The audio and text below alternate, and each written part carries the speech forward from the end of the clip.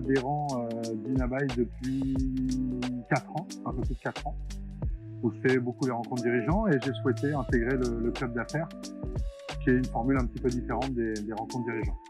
Moi, je suis ravi de ce que propose Dinabai, autant avec les rencontres dirigeants que les clubs d'affaires. Je rencontre des nouvelles personnes, des nouveaux domaines d'activité. Il y a beaucoup plus d'échanges et de liens humains. Donc, il y a un vrai climat de confiance qui s'installe, qui fait qu'on peut développer le business. Donc, je trouve des partenaires, des prestataires et aussi des clients. Donc, ça, c'est chouette. Et puis, comme je disais, il y a une histoire d'homme. Donc, même s'ils m'ont fait travailler ou non, ils arrivent facilement à me recommander. Et je fais pareil dans l'autre sens. C'est essayer d'allier le côté convivial pour générer du business. Je mets la convivialité avant le business. A contrario d'autres clubs d'affaires qui existent où on privilégie le business avant l'humain. Là, l'état d'esprit de ce club d'affaires, c'est vraiment l'humain pour générer du business. Alors en fait, je fais profiter de mon expérience où moi-même je me suis trompé, c'est-à-dire que je venais avec une approche business. Et surtout, moi je suis sur le développement commercial, donc ça a donné vraiment l'étiquette un peu caricaturale du Jean-Claude Convenant, le pied dans la porte qui force un peu.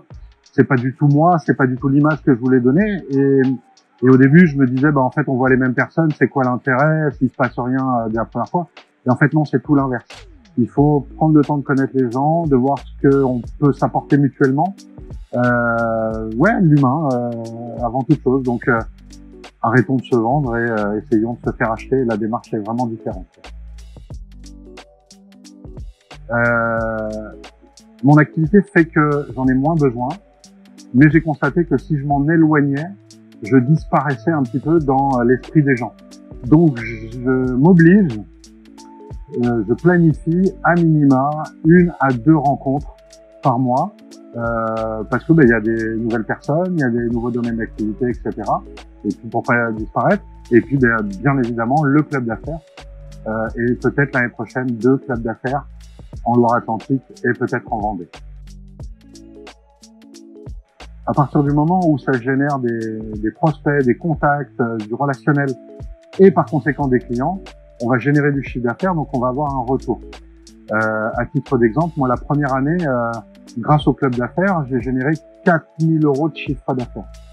Comme je vends de la prestation intellectuelle, on va dire qu'on est aux alentours de 85% de taux de marge. Évidemment, ça vaut largement le coup de prendre une adhésion à un club d'affaires. Moi, je dis souvent aux gens, vous n'avez rien à vendre tant que vous n'avez pas évalué c'est quoi les besoins et est-ce que la personne a envie de travailler avec moi. Donc, plus que les chiffres, je vais plutôt démystifier le volet commercial. Arrête de vendre à tout prix, fais-toi acheter. C'est différent, c'est vraiment une approche différente. Pour les gens qui vont intégrer des clubs d'affaires, il existe plusieurs formats. Nous, on a fait le choix de prendre le format tous les 15 jours. Deuxième chose, on a fait le choix de faire ça sur une fin de semaine. On dégrossit un petit peu l'activité de la semaine, on prépare un petit peu le week-end. Et le choix de l'horaire, 10h30 à midi, c'est pour avoir, après cette rencontre, un moment de convivialité. Pourquoi ? Parce que c'est la convivialité qui va générer l'humain et qui potentiellement va donner envie de passer à l'action business, etc.